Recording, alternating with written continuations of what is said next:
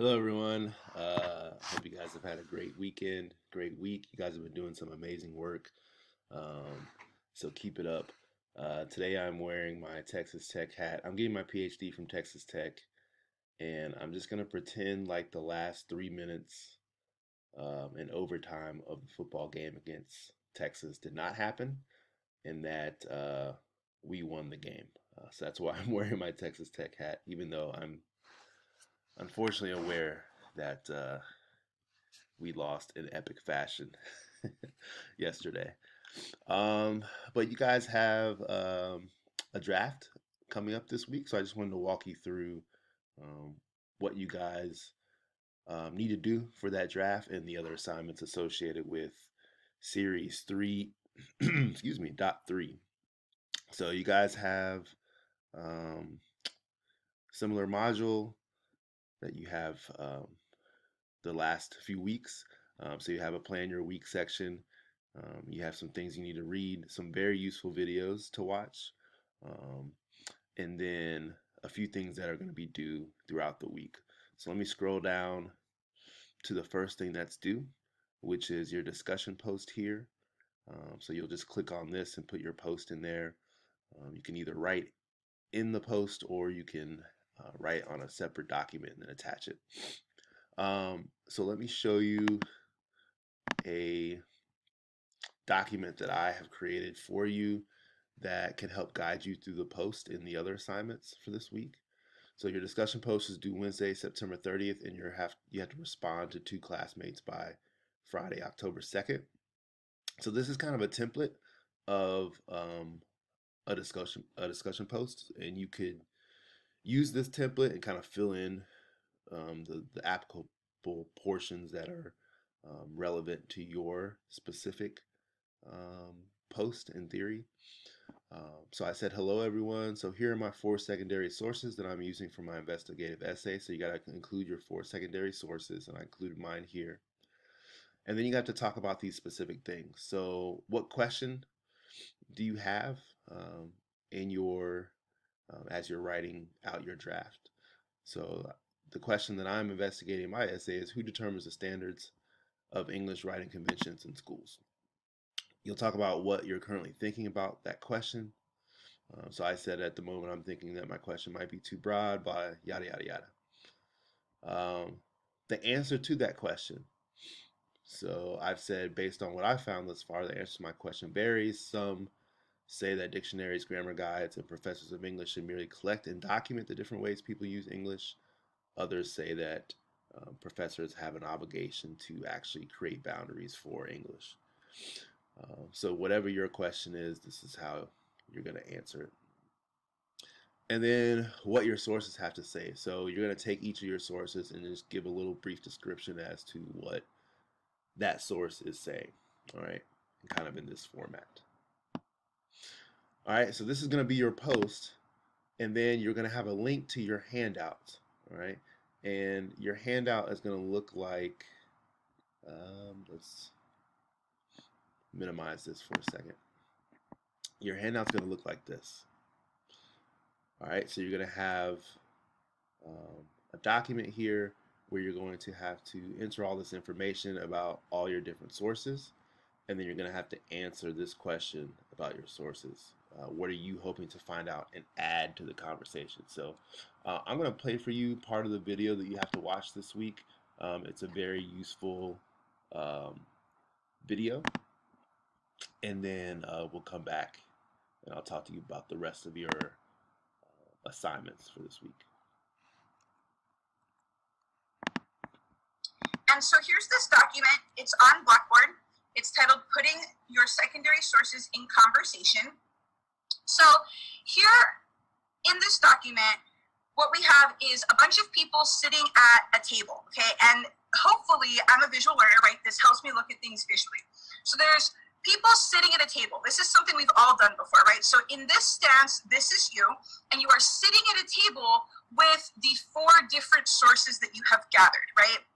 So far we should have gathered two sources from the UTRGV database. So these might be your scholarly sources. one that is a YouTube video or a podcast, and then one that's a website, like a blog or something, okay? So you should have 4 sources total. And then this is you kind of listening to what those different sources have to say, okay? So one easy way, if you're like me and you kind of want to draw things out or visually put things together, we can use this to help us. So first is, what's the form, right? Is it a blog? Is it a TED Talk video? Is it a scholarly article, right, from a journal that you got off the UTRGV website? What is it? Okay, so first you'll fill that in. Then you'll put the title, the authors, and then this is where you really get to start using this space. And this is an editable document, so you can edit it. So what are they saying, right? What is it that this TED Talk is saying? What is it that this article is saying? And you guys have already done some of this in some of the pre-work. Maybe you already took your own notes as you were reading the document, okay? But this is your chance to kind of get to describe what is this source talking about, right? And then how are you going to use this source in your paper, okay? So the point of this is to kind of get you thinking about your 4 different sources and to get you thinking about what they're saying and how you're planning on using this source. Do they have specific quotes that you want to use? Do you want to cite them? Are you going to use a graph? Are you going to reference a piece of the video? Are you going to reference a chart? Are you going to reference survey data that they gathered, right? How is it that you're going to use it, okay? So that's the first part of this, okay? Now, you're listening, right, to what these people are saying, okay, hypothetically. So when you're doing your research, when you're reading all of these articles and finding these videos, this is basically you listening to the conversation about your topic, right? Your line of inquiry that you developed, you're doing research on it, you're listening to this conversation, okay? So then you eventually are going to want to add something to this conversation, right? Your paper at the end is going to have you drawing some kind of theory, proving something, making some kind of argument, right? So down here at the bottom, I've noted, once you have completed the above information about your sources, think about what you want to investigate, argue, explore, theorize, and how you think you can best do that using the sources, right? All these 4 sources. What are you hoping to find out and add to the conversation? So this is to get you started about what it is that you want to say, right? So eventually at the end of your paper, you're going to have a little comment bubble that's going to come out, and you are going to be having this conversation with all of these people that you have been reading and listening to. Another layer of this is the puzzle aspect, right? So I thought I was being real sneaky when I found. Okay, so hopefully that kind of helps you figure out what exactly you're supposed to do with this document here.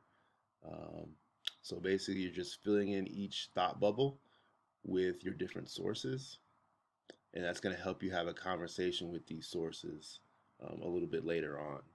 And so you'll fill out all these bubbles, and then you'll answer this question: what are you hoping to find out and add to the conversation? All right. And like I said, you'll see that right down here. So fill out these bubbles here, and then answer this question down at the bottom. What are you hoping to add to the conversation? All right, hopefully that makes sense. All right, let me bring my screen back up, and let me get back to the document that I had. So this will all be your discussion post that's due Wednesday. Okay, you'll put all this information in your discussion post that's due Wednesday, and you'll fill out this handout. And this will all be your discussion post. So all this stuff should be in your discussion post. Okay. Once you post that, you'll have 2 days to respond to 2 classmates. And if you look back at what a response should be here, think about these questions here. When you respond, consider sharing your thoughts about the question being asked. Do you have information to share that's connected to the researcher's interest? Information about sources you have found that might also be connected to the line of inquiry.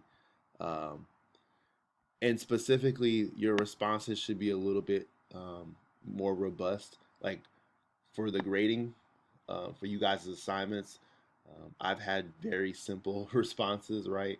because I have a lot to grade, and you guys are doing an amazing job. And you guys a lot of times don't have specific questions for me, so I want to at least get you guys graded. And if there's anything obvious that sticks out to me, I'll respond. But for the most part, I've just been saying, hey, you guys have been doing a great job with my responses. Your responses to your classmates' post should be a little bit more robust. So not just saying, hey, I like what you said, um, or not just saying, I don't understand your question, but um, tell the reader what you found confusing if you had questions, or tell the reader, your classmate, what you liked specifically. So when you respond to your peer, be sure to leave comments that engage with their content in ways that will help the researcher move forward. Okay. All right. So this is your discussion post and response, and then I'll go back to this document here. Um, After you do that on Sunday, you'll have your actual draft. And so I've kind of constructed a draft template that you can use to kind of help you create your own draft. So for my template, I have a title page here that just has the title of my paper, my name, and my organization, which is kind of like APA format. Then these are all things that you can include in your draft. I'm giving you a suggestion of how you can format your draft, but you don't have to do any of this stuff. You can formulate your draft however you want to. So I say you can break your paper down into these different sections. You can have an abstract that quickly explains what you're doing in the paper, some sort of statement that says, in this essay, I will blah, blah, blah. You can have an introduction section that introduces your theory and the process you underwent to develop a deeper understanding of the answers to the questions surrounding your theory. So this is kind of all the stuff that you've done in previous assignments. You could talk about a specific setting. If you envision a specific setting for your theory, you could talk about that here. And then you want to have some sort of section that hashes out your theory. So this is where you can have a conversation with all your sources. Bring in your sources. What are your sources saying about your theory? What are you agreeing with your sources? Are you disagreeing with your sources? Are you adding to your sources? This is where you kind of hash that theory out. And then I'm gonna go ahead and reply to that. You could also answer the questions, how does the theory work and why is it true? All right, so everything associated with your theory is gonna go in this section here. And then you can conclude. This section can wrap up your paper by solidifying your theory, talking about the implications for your theory, specifically what's at stake for your audience based on your assumption that your theory is true. All right, so you could break up your draft this way if you want, or you can section it however you want. Okay, it's up to you. I'm just giving you kind of a model if you're kind of worried about how you can kind of set this draft up. And you don't have to finish all the sections in the draft. All right, so you can try it. You can go at your own pace, get as much as you can done on this draft this week, but you have time to finish this up. And then finally, you should have a references section. This should be on its own page. And then make sure all of your sources are formatted correctly based on APA or MLA. So any of those formats, you can't just put a link in your reference section and call that good. All right, there's specific ways to format a link to a YouTube video or something like that. You got to have the author, you got to have the video in brackets, that type of thing. So make sure you look up how to format a proper video citation and also proper citations for different types of sources, depending on if you're doing an APA or MLA style paper. All right, and you can pick whatever style you want. All right, so that should help you with the draft. And then your final assignment is a reflection that's due on October 4th, and you're going to answer these questions. What was the most challenging aspect of writing a draft? At this point, what improvements do you think you have to make?